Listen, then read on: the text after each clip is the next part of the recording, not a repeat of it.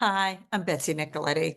Thanks for joining me today for As Time Goes By, or How We Tell Time in Medical Practices. It's a brief presentation. Our mission at Coding Intel is to transform complexity to clarity, and nowhere do we need this most than in telling time in our practices. So CPT, in the foreword of the CPT book, tells us, a unit of time is attained when the midpoint is passed. For example, an hour is obtained when 31 minutes have elapsed, more than midway between 0 and 60 minutes. And there are some codes that follow this rule. Time flies for these codes. Psychotherapy, at the start of the section, has the time ranges, and the code for 30 minutes of psychotherapy can be used for time between 16 and 38 minutes. Physical therapy, some of those have services that are in 15-minute increments, so it's got to be more than 7.5 minutes. So we've got to surpass the midpoint, so 8 minutes. Sometimes if you go to a physical therapist and you're receiving one of those 15-minute services, they'll set a timer for 8 minutes. And then critical care per CPT, the first hour is greater than 30 minutes and goes until 74, and we can use the add-on code for 75 minutes. So let's just look at critical care. Critical care has followed the midpoint rule for as long as I've looked at critical care in the CPT book. And here's the chart straight from CPT. But if I look at Medicare, Medicare doesn't follow the midpoint rule for critical care and hasn't, I can't remember, 3 years ago, 2023, something, 22, something like that. It was in their final rule.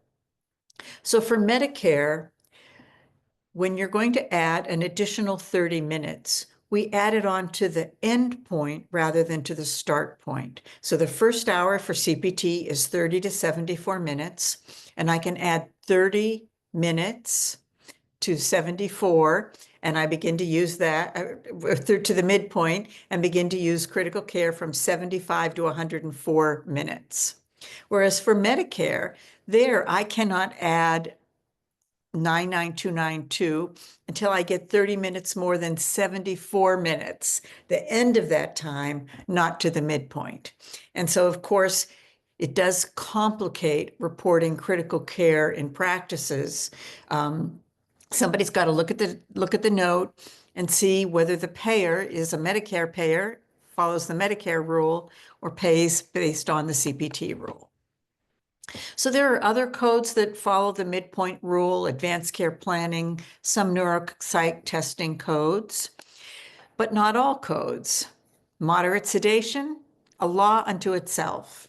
So that code 99151 is for the initial 15 minutes. CPT says use it for 10 to 22 minutes. So it doesn't follow either the CPT rule or the time rule or require the full 15 minutes. Can't beat the clock for E&M services.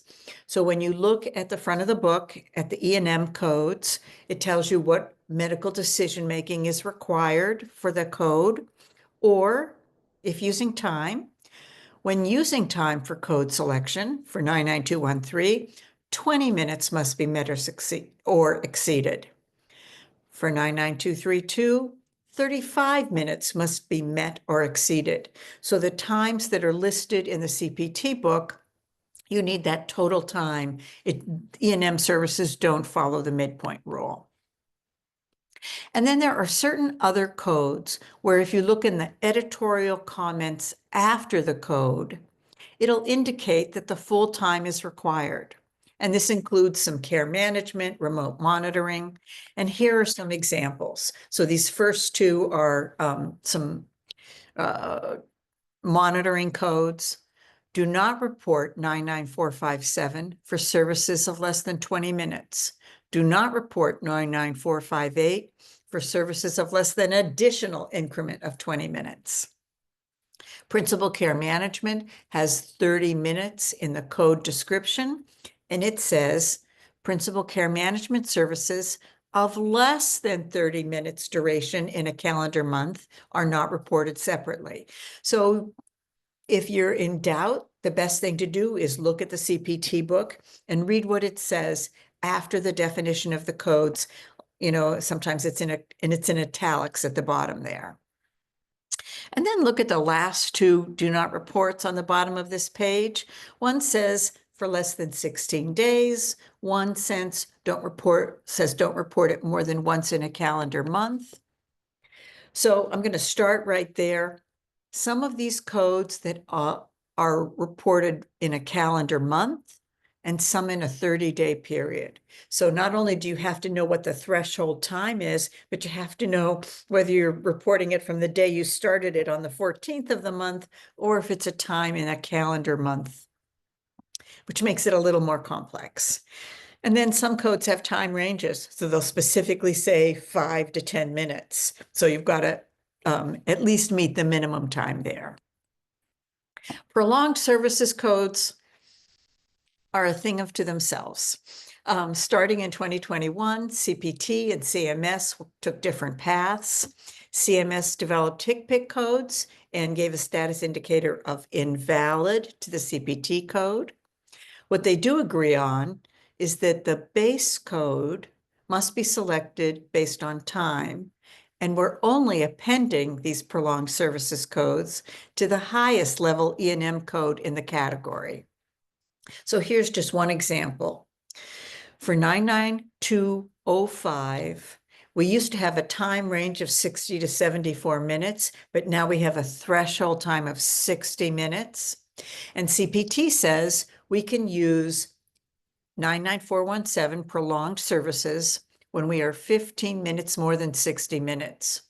But even though the time ranges are gone, CMS is still remembering it. They say, oh, it used to be 60 to 74 minutes. We can only report G2212, the additional 15-minute code, when we meet 15 minutes plus 74 to 89 minutes. So even though the time ranges are gone from the CPT book, Medicare hasn't forgotten them and hasn't changed their manual. So prolonged care services are difficult. There are 2 CPT codes for use by practitioners with E&M services and 4 HCPCS codes. For the HCPCS codes, some of their definitions include time spent on other than the date of service. So I'm not going to go through all of that there. Coding Intel members, we have a whole webinar on prolonged services for you. So thank you really for joining me today. I appreciate it. We have a certain number of these brief brief videos available for you. You know, our goal really, we're going to have you go from confusion to certainty in as little time as possible. So thanks very much for joining me. I'm Betsy Nicoletti.